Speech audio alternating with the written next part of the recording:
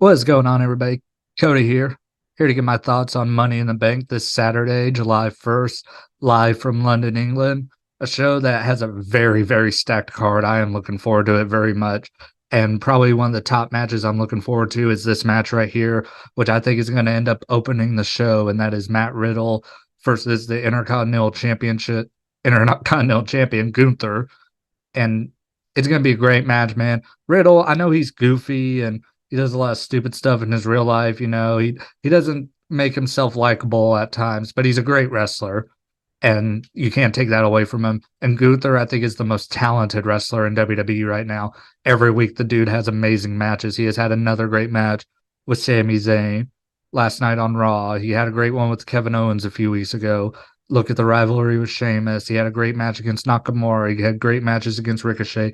Gunther is unbelievably talented, and you put him in there with another great wrestler, it's going to be a magic. And I hope it starts the show because it's going to be something to get the crowd really going. But I think Gunther is going to win because I believe I said this in my last predictions video. He's going to break the Honky Tonk Man's record and become the longest reigning Intercontinental Champion of all time. So he ain't losing until I think it's like September 6th. I think that's when he would break the record. So he ain't losing until after then. So this match may be predictable, but it's still going to be great. And then Cody Rhodes versus the convict Dominik. Now, this is a tough one to predict because you look at it on paper and you're like, okay, obviously Cody Rhodes is winning. But then you think about the Brock Lesnar factor. He hasn't been on TV since the last pay per view in Saudi Arabia, and he's tied 1-1 with Cody Rhodes.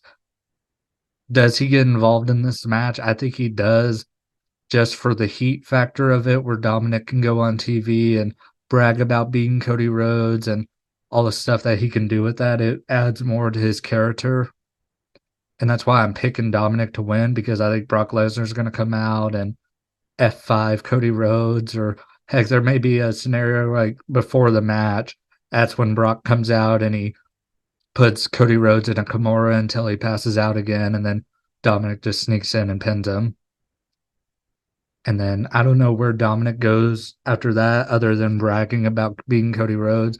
We all know the direction for Cody's probably going to be another match with Brock Lesnar, because I'm going to get into later about what the title match is going to be at SummerSlam, and it's not going to be Cody and Roman Reigns.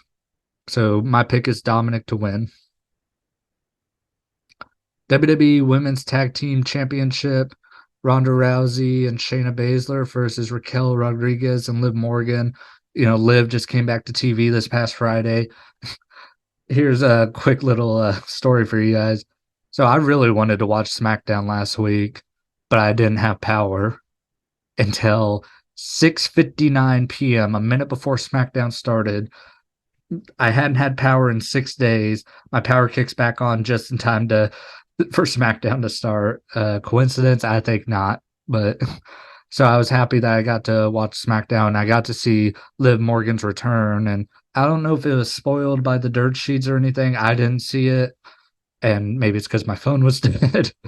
But so I was genuinely surprised on SmackDown Friday, and I'm looking forward to this match. I don't think they're going to win the belts back, but Raquel and Liv, they were starting to get a lot of momentum together as a tag team before Liv got hurt. I mean, they were champions, but they seemed like they were starting to gel more and more and starting to get creative.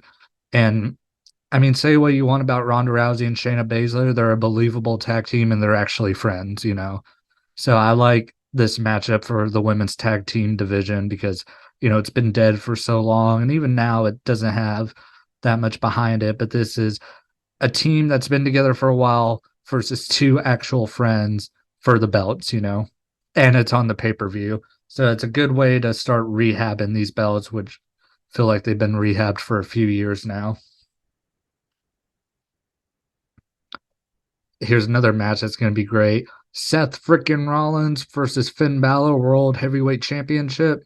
Oh, I didn't give a prediction on this last one. Shayna Baszler and Ronda Rousey, they're going to win. Seth Rollins versus Finn Balor World Heavyweight Championship. Man, the way they've been teasing Damian Priest, how he kind of looks like he's done with the Judgment Day and he's sick of Finn Balor and stuff like that. It makes you wonder about if it's setting up for a future title opportunity down the line for Priest if Finn Balor was to win this match. And it would be huge for Balor to finally become world champion again after 7 years. But Seth Rollins just got this belt and he's had the open challenge gimmick, but hell, he's only had one match so far, eh, which was against the Judgment Day. That was Damian Priest, and now he's facing another guy from the Judgment Day.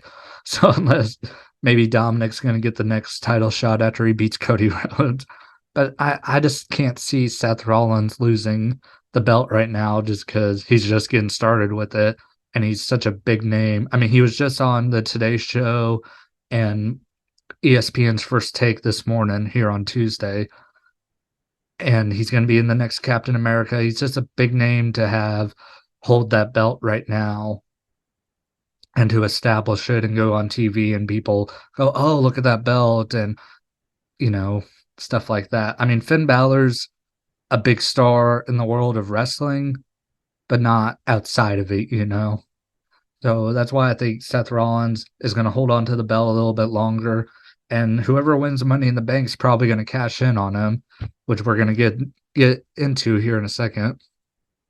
Speaking of Money in the Bank, the women's 2023 Money in the Bank ladder match, Io Sky, Trish Stratus, Zoey Stark, Bayley, Zelina Vega, and Becky Lynch.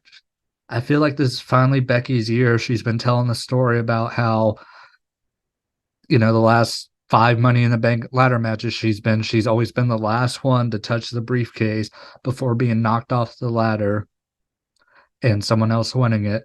I think we're going to get that case again with either Zoey Stark or Trish Stratus being the ones to knock Becky off the top of the ladder, and it looks like they're about to steal the briefcase, and then Becky finally gets up and smashes them off of it, and then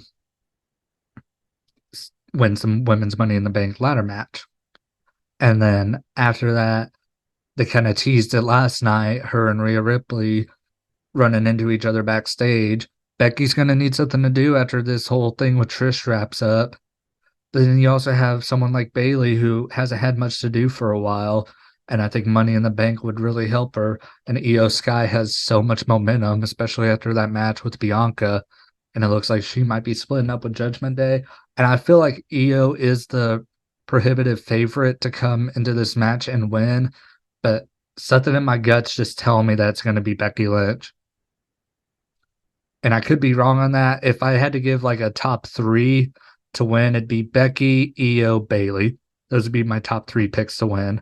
I think Becky's got it this year, though, just because the story matches up and she's a big name player. But then again, also with her facing Rhea Ripley, she can seriously just get a title shot just by going, I'm Becky Lynch. So there's a bunch of different roads they can go by with this. I mean, that's what's interesting about the Money in the Bank ladder matches. You never really know who's going to win. You have the favorites and stuff, but it's kind of hard to tell who's going to win. But Becky is my pick. And then moving on to the men's 2023 Money in the Bank ladder match, Damian Priest, Butch, Santos Escobar, L.A. Knight, yeah, Shinsuke Nakamura, Logan Paul, and Ricochet. This is another one where I'm going to give my top 3. LA Knight, number 1. Nakamura, number 2. Nakamura, number 3, and then Logan Paul, number 2. I was looking at them in order, and that's why I said Nakamura, number 2. But no. LA Knight, Logan Paul, Shinsuke Nakamura, those are my top 3. Damian Priest is in the mix too, just especially if Finn Balor wins the belt and then Priest can cash in on him. That would be interesting, but I don't think that's going to happen, but it's a possibility that they could go with. LA Knight has so much momentum. Just look at him whenever he comes out on Raw or SmackDown. Yeah, people saying his name along with him. People are really into his promos. He's just got a lot of momentum, and I read that interview where he's talking about how they made him a manager at first, and they said it was because he was older, But now, I mean, look at like Bobby Lashley, who was WWE champion not that long ago. He's older than LA Knight, so that doesn't even really make that much sense. LA Knight could easily be world champion because they put belts on guys that are older than him. They've put it on AJ Styles, who's older than LA Knight. They've put it on Bobby Lashley. They've put it on freaking Goldberg. So I don't see why LA Knight couldn't win this match and then become world champion. And then Logan Paul, it kind of goes without saying the dude has a big name. He has a big following. He can go on TV with that briefcase and showing up, going, hey, I'm going to be the next world champion because this briefcase basically says I can be. And I wouldn't put it past them to have Logan Paul cash in and become world champion and then feud with Seth Rollins. He ain't cashing in on Roman Reigns. But if he cashed in and beat Seth Rollins for the belt, and then they could lead into like Royal Rumble with that, hey, that's a great story right there. Because they had amazing matches, and Seth is great enough on the mic, and he's a big enough recognizable name for a feud between him and Logan Paul to gain some mainstream attention. And Shinsuke Nakamura, this is kind of more of, he's one of Triple H's favorites, and he's been more on TV. He had that long extended break, and ever since he's been back on TV, he's been pretty good. He's had some badass matches. He hasn't really lost much, except I think to Bronson Reed, after he had already beat Bronson Reed to qualify for the ladder match. Nakamura is just a guy, I think eventually he will be world champion, and I think Money in the Bank would be a good way to get him to that point. Especially, I know we've seen Nakamura and Seth Rollins before. I think at Survivor Series 2018, they had a champion versus champion match against each other because Nakamura was the US champ and Seth Rollins was the IC champ. And that match was pretty good. It was pretty hard hitting. Now imagine, they've probably worked together a few more times. I just can't remember it. But the more they work with each other, the better each match is going to get because you're starting to figure them out, I would love to see Seth Rollins and Nakamura feud. Any of these guys that win, they're going to cash in on Seth Rollins. That's basically what I'm saying. My pick is LA Knight. And then the Bloodline Civil War, Roman Reigns and Solo Sikoa versus the Usos. I'm picking the Usos to win because I think we're either going to get a fatal four-way at SummerSlam with all four of these dudes, or we're going to get Roman Reigns versus Jey Uso. Because that's kind of what the story's been about, is Jey Uso kind of finally breaking away from Roman Reigns and standing up for himself. It took his brother convincing him to do it, but he finally did it. But I think the Usos win, and then that also starts to make Roman Reigns pissed off that him and Solo have teamed up twice and they can't pick up a win, and he starts turning on Solo and eventually leading to them feuding. But yeah, I think it's rare that you're ever 100% certain that Roman Reigns is going to lose, because the dude's been champion for 3 years and hasn't been pinned in 4 or 5. But I don't think he's getting pinned. I think Solo's going to get pinned, because that's another reason for Roman Reigns to get pissed off, is because Solo lost. He didn't lose. He didn't get pinned, Yeah, I think the Usos are going to win, and then either a 4-way or a singles match at SummerSlam.